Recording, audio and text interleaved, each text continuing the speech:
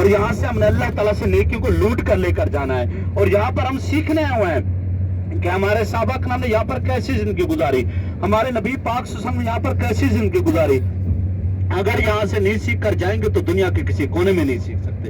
یہ مکہ مدینہ ہمیں سکھا رہا ہے. کیا سکھا رہا ہے؟ یہاں پر ہم 3:30 بجے ایک دوسرے کو نمازوں کے لیے اٹھا رہے ہوتے ہیں. اٹھو بھائی, نماز کا ٹائم ہو گیا, نماز کی تیاری کر لیں. یہاں پر کوئی بزرگ بیمار پڑ جائے, اس کو ویل چیئر پر لے کر جا رہے ہوتے ہیں, طواف کرا رہے ہوتے ہیں, روزہ رسول پہ لے کر جا رہے ہوتے ہیں, جنت بقیع میں لے کر جا رہے ہوتے ہیں, ریاض الجنت میں لے کر جا رہے ہوتے ہیں. یہاں پر اگر ہم کھانا کھا رہے ہو تو ساتھ والا بھائی سویا ہو, ضرور اس کو بولتے ہیں, آؤ بھائی ہمارے ساتھ کھانا کھا رہے ہو. یہاں پر جو نیکیاں خود حاصل کرتے ہیں, کوشش کرتے ہیں ہمارے ساتھ والے بھائی بھی وہی نیکیاں حاصل کر کے جائیں.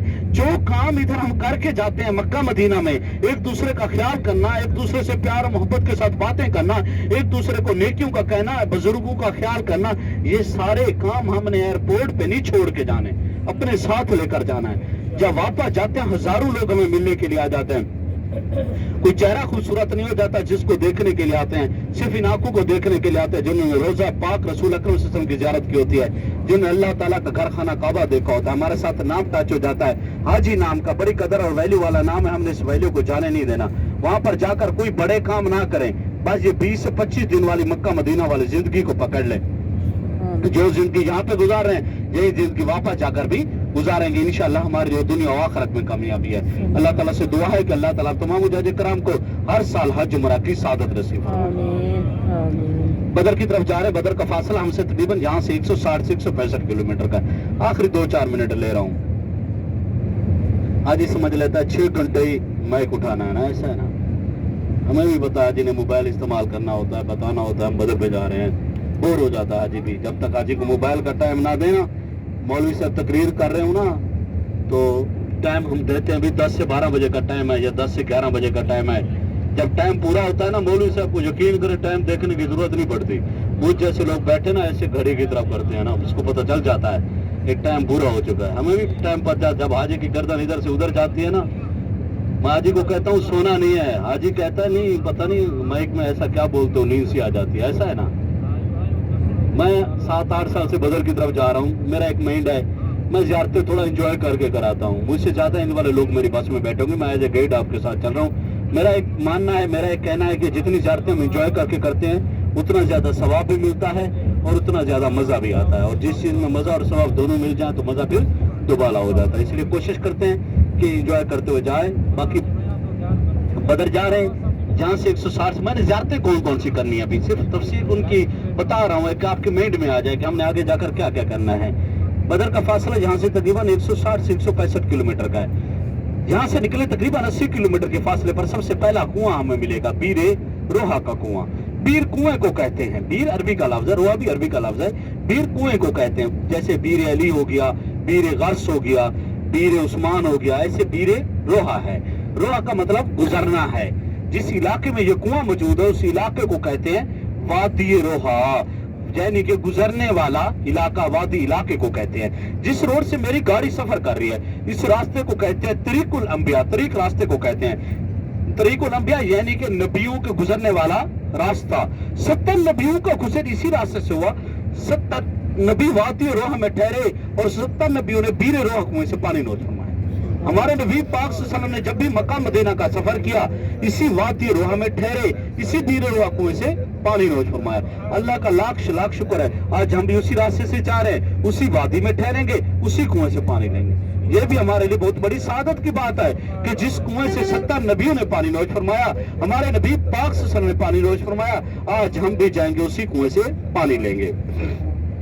آگے بات آتی ہے, حاجی سن کر آتا ہے ایک کنواں ایسا تھا جس میں آپ صلی اللہ علیہ وسلم نے اپنے لوہا مبارک ڈالے تھے. کچھ کہتے ہیں پانی کڑوا تھا لوہا مبارک ڈالے گئے, کچھ کہتے ہیں نہیں پانی زہریلا تھا اس لیے لوہا مبارک ڈالے گئے.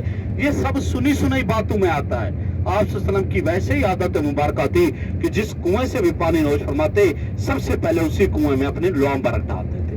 یہ آپ صلی اللہ علیہ وسلم کی عادت مبارکہ تھی. لوہا مبارک ڈالنے کی 2 وجہ ہوتی تھی. پہلی وجہ یہ کہ آپ صلی اللہ علیہ وسلم کو معلوم تھا اللہ تعالیٰ نے آپ کے لوہا میں شفا رکھی ہے. میں بتاتا ہوں اپنے سیدھات پر دیکھیں گے یہ بڑی سی مسجد آپ کو نظر آ رہی ہے, مینار والی, پیلے کلر والی, ابیار علی مسجد میقات حد الحرم, جہاں سے آپ احرام باندھ کر مکہ جاؤ گے. جب آپ مدینہ سے مکہ جاؤ گے یہاں پر آ کر گاڑی والے روکتے ہیں, یہاں سے آپ عمرے کی نیت کرو گے, یہاں سے آپ احرام باندھو گے. مسجد میقات ابیار علی حد الحرم.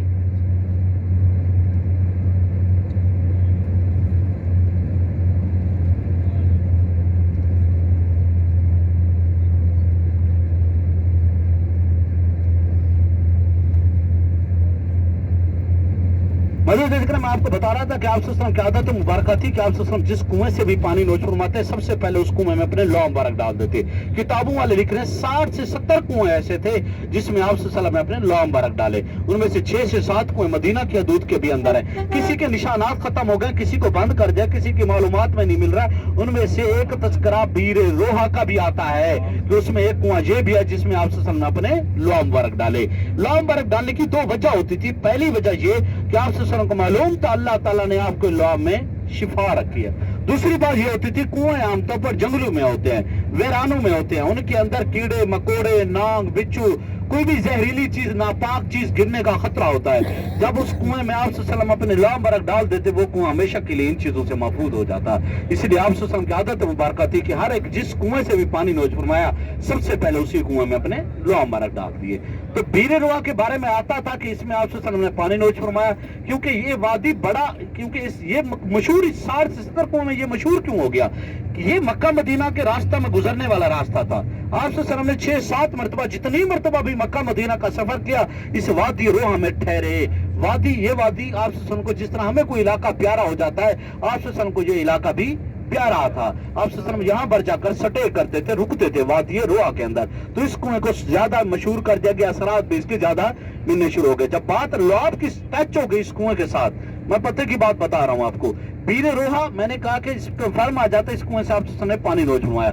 जब बात आ जाती है कि लौ की कि इस कुएं में आप ने अपने लौ मुबारक भी डाले, तो बीरे रोहा अरबी का लफ्ज था. उर्दू वालों ने तर्जमा करना चाहा लोगों की खातिर, आसानी की खातिर. बीरे रोहा के आगे उन्होंने ब्रैकेट में लिख दिया बीरे शिफा. उन्होंने आगे ब्रैकेट में लिख दिया बीरे शिफा. बीरे रोहा, बीरे शिफा हकीकत में एक ही कुआं था, कोई दूसरे कुएं का वजूद नहीं होता था. मैं अपनी बात करूंगा, मैं तीसरे चौथे की बात नहीं करूंगा. मैं ये नहीं कहूंगा कि बाप दादा चाचा मामा कोई उस्ताद आया था मुझे बता कर गया था. मैं अपनी बात करूंगा. आज से 7-8 साल पहले जब मैं माइक उठाता था, मैं कहता था हाजी साहब बदर की तरफ गाड़ी जा रही है, रास्ते में मुझे एक कुआं मिलेगा जिसका नाम होगा बीरे रोहा, बीरे शिफा. आज मैंने कहा कि मुझे 2 कुएं मिलेंगे, एक बीरे रोहा, दूसरा बीरे शिफा. ये अलग अलग से कैसे हो गए? मुझ जैसे गाइड ने, बस वाले ने अपनी मकबूलियत में इजाफा करने के लिए, अपनी ज़ियारात में इजाफा करने के लिए बीरे रोहा को बीरे रोहा रहने दिया. इसे 15-20 किलोमीटर बाद जब उसकी नजर दूसरे कुएं पर पड़ी तो उसने उसका नाम रख दिया बीरे शिफा. तो फिर उस वक्त ग्रुप जाते थे, ये शेयरिंग वाला आज ही नहीं हो जाता था, कोई पुराना आज ही बैठा हुआ उसको पता होता था. ग्रुप लीडर आते थे, हमारी गाड़ी होके कराते थे, हम लेकर आते थे. तो उस ग्रुप लीडर एक बस वाले के